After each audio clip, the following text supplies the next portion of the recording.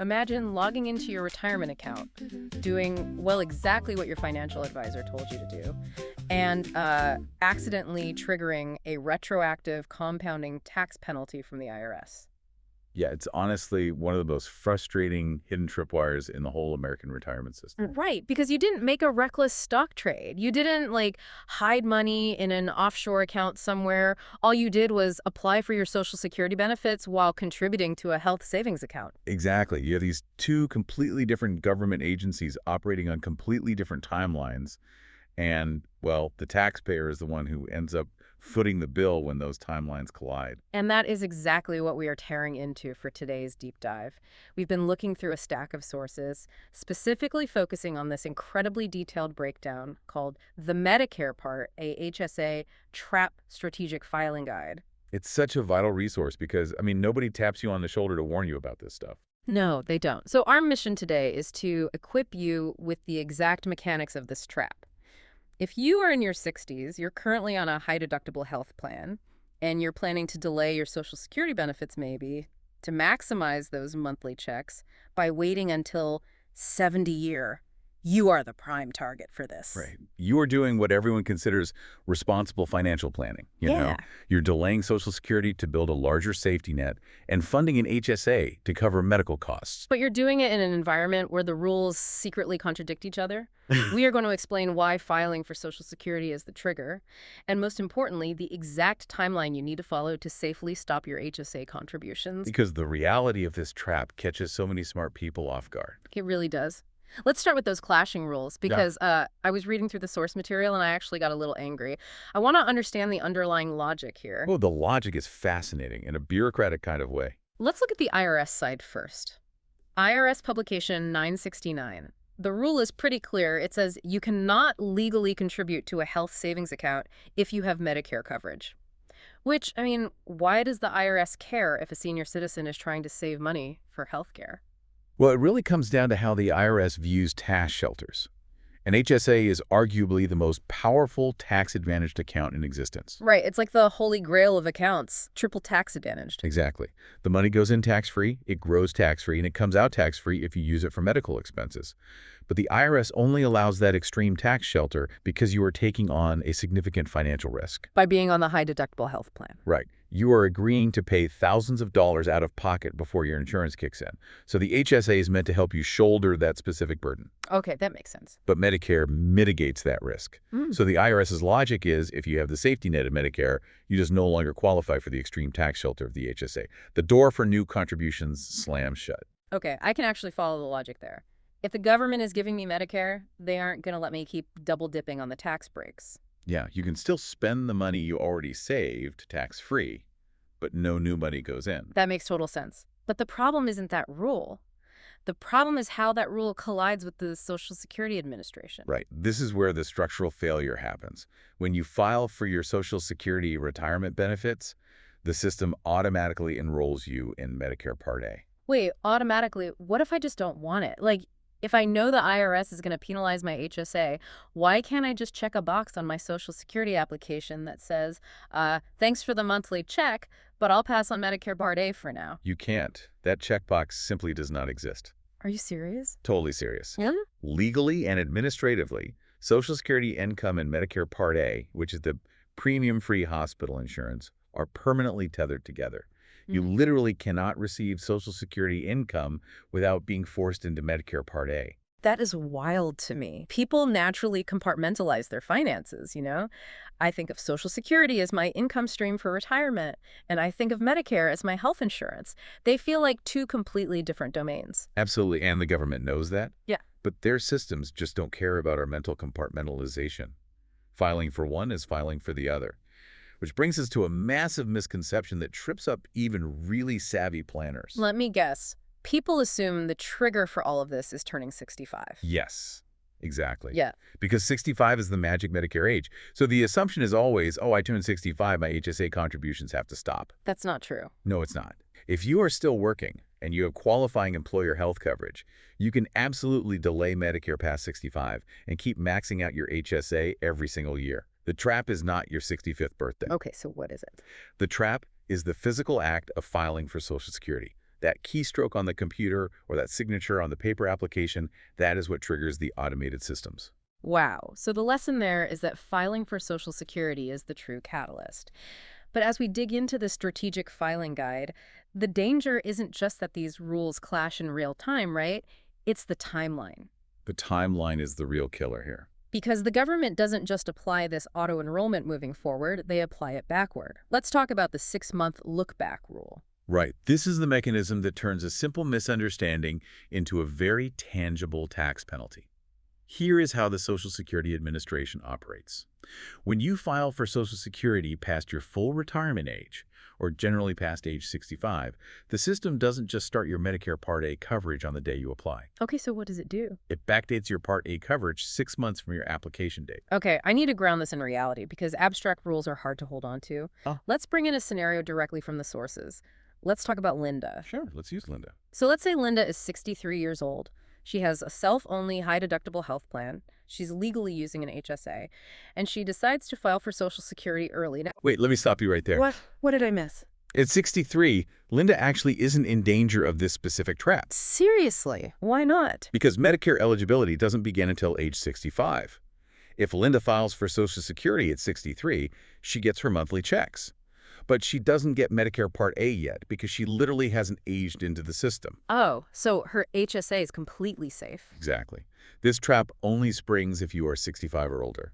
So let's adjust her age. Let's make Linda 66. Ah, okay. That is a crucial distinction. I'm really glad you caught that. So Linda is 66. She's been delaying Social Security to get those larger checks. She's still working, still maxing out her HSA. In October, she decides, all right, I'm ready. Right. She files the paperwork. She files her Social Security application. She assumes her benefits will start in November. But what actually happens? So about 6 weeks later, her Medicare card arrives in the mail. She opens the envelope, looks at the effective date on the card, and it shows that her Medicare Part A coverage has been backdated all the way to April. 6 months prior to her October application. Exactly. Which basically rewrites her entire health insurance history for the last half year. Completely retroactively. I just have to ask, why? Why would the Social Security Administration do this? How can anyone possibly anticipate a retroactive backdating based solely on the date they submit paperwork? It feels almost predatory. It definitely feels predatory to the HSA saver, but you kind of have to look at the original intent of the system. The Social Security Administration doesn't do this to be malicious. Okay, so what's the logic? The look-back rule exists to grant seniors maximum retroactive benefits. Imagine a scenario where someone is 66, they haven't applied for Medicare yet, and they suddenly have a massive stroke. They are hospitalized. Oh, wow. Right? The family rushes to file their paperwork. The government says, hey, you were eligible 6 months ago. Let's retroactively cover those massive hospital bills you just incurred. Okay, so it's really meant to be a safety net. For the vast majority of people, getting 6 months of free retroactive hospital insurance is a massive financial win. Exactly. It's a feature, not a bug. But for the HSA saver, it is completely toxic. Because of the IRS rule. Right. Remember, you cannot contribute to an HSA if you have Medicare. Because Linda's Part A was just legally backdated to April. Every single dollar she put into her HSA between April and October is now classified by the IRS as an illegal contribution. So she was playing by the rules in real time, but because the government changed the timeline retroactively, she's suddenly out of compliance. And the penalty is steep. Those perfectly legal tax-deductible savings suddenly become what they call excess contributions, which are subject to a 6% excise tax penalty by the IRS. 6% doesn't sound world-ending at first glance, but as I was reading the source material, I realized something really horrifying about that penalty. It's not a one-time fee? No, it is absolutely not. That 6% excise tax compounds. Every single year those excess funds remain in your HSA, the penalty hits you again. That's nuts. If you don't catch it for 5 years, you are paying 6% on that exact same chunk of money year after year until you formally remove the excess funds from the account. That brings up a terrifying thought, though. What happens if I am legally required to stop my contributions? But I'm not the only one putting money into the account. Like, what if my employer is involved? That is a massive wrinkle, and the source material emphasizes it heavily. It isn't just your personal manual transfers from your checking account into your HSA that you have to worry about here. Right. If your HR department is depositing money into your HSA on your behalf, maybe as like an employer match or a wellness incentive, Those employer deposits count as excess contributions, too. But how would HR even know? If I quietly file for Social Security at home on a Tuesday night, my payroll department has no idea. They're just going to keep auto-depositing that money. Exactly. And the IRS does not care who pushed the button to transfer the funds. You own the HSA account, therefore you own the tax consequence. You are getting penalized for money you didn't even actively transfer yourself. Okay, this sounds incredibly stressful. Let's pivot to the solutions, because I know there is a way out of this if you catch it. Let's bring in the second character from our sources, Doug. Let's do it. Let's walk through how we actually untangle this mess. Doug's situation is the operational reality for a lot of people who are finding out about this rule a little too late. Right. So Doug is 60... Wait, let me use the rule you just taught me. Doug is 67. He already filed for Social Security last quarter. He didn't know about the 6-month look-back trap. He didn't tell HR to stop his HSA contributions. And now he is caught in the web. He is fully in the trap. Right. The backdating has already happened. The excess contributions are sitting right there in his account, earning interest, completely unaware that they are contraband. What is Doug's specific next step to fix this before tax season? Doug needs to make a very specific correction call to his HSA custodian. And the custodian is the bank or financial institution that physically holds the funds. Right. The company whose logo is basically on his HSA debit card. Exactly. Now, the most common mistake people make here is trying to fix it themselves. Doug might think, oh, I put in $2,000 too much. I'll just log into my online portal and transfer $2,000 back to my checking account. I mean, that seems like the logical fix. If I accidentally put money in the wrong bucket, I just take it back out. Why can't he do that? Because if we look at the mechanics of the IRS tax code, any standard withdrawal from an HSA for anything other than a qualified medical expense triggers an immediate 20% penalty, plus standard income taxes. Wow. Are you kidding? I wish I was. If Doug just transfers the money out, the IRS computer systems don't know he's trying to correct a mistake. The computer just assumes he spent tax-free healthcare money on a new flat-screen TV or a vacation. So by trying to fix a 6% penalty, he accidentally triggers a 20% penalty. That is a nightmare. Exactly. So Doug cannot just withdraw it.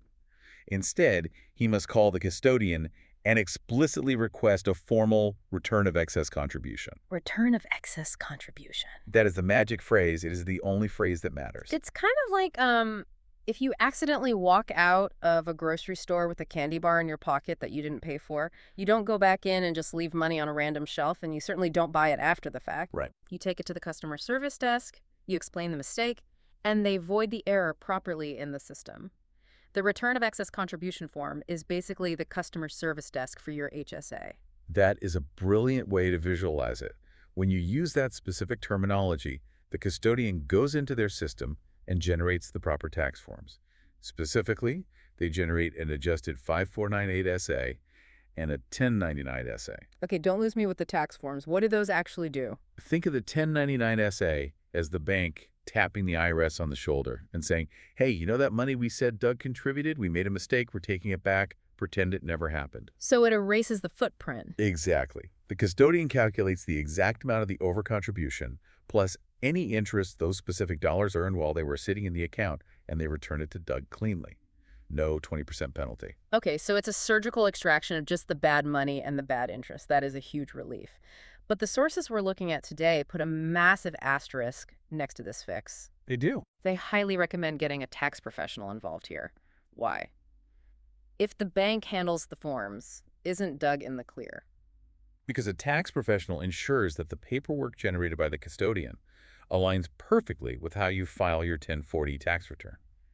If the custodian reverses the transaction, but you or your software failed to report that reversal correctly on your actual tax filing, the IRS automated systems might still think you owe the 6% excise tax. Oh, I see.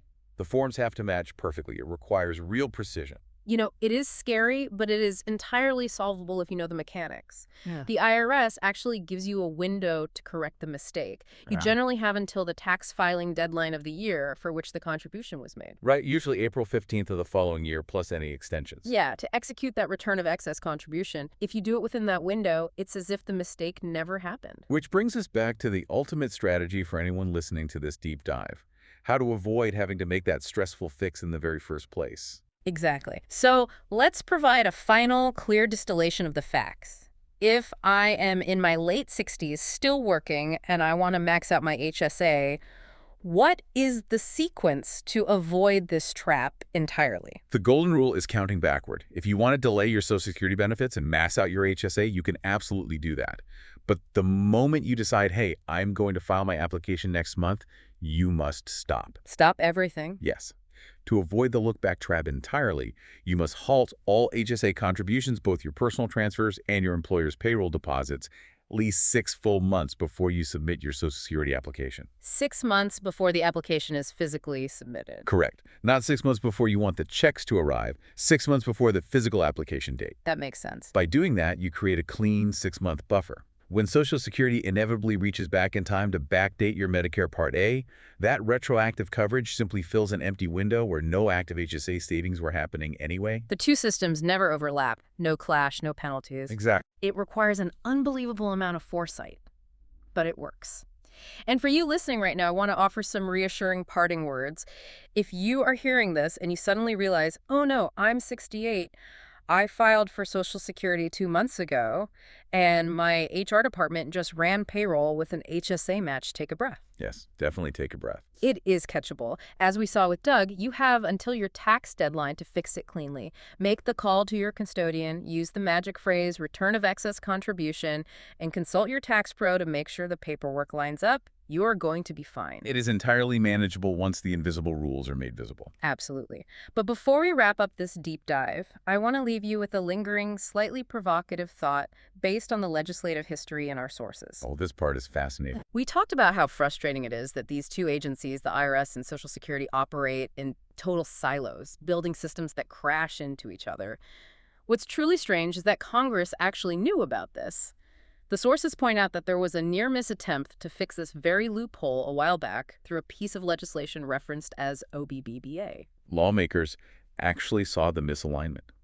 They recognized that tying a retirement income stream to a retroactive health insurance mandate was unfairly penalizing responsible savers. Right. They tried to fix it. They tried to decouple Part A from Social Security or create an opt-out mechanism for HSA users. Yet the legislation fell short. It just didn't cross the finish line. And so the trap remains open. The government saw the broken system, packed up, and went home. And now the responsibility of navigating that bureaucratic failure rests entirely on you, the taxpayer. Which is pretty heavy when you think about it. Think about the sheer number of seniors who don't listen to deep dives like this, who don't have a tax professional, and who are currently bleeding a compounding 6% penalty every single year because they assumed doing the responsible thing was safe. It's a lot of people. It makes you wonder how many other hidden tripwires are buried in the tax code, just waiting for the right combination of responsible decisions to set them off. But at least for this one, you now know exactly where the trap is hidden. There's a free step-by-step guide in the description that walks you through exactly how to avoid this trap. Grab it before you forget.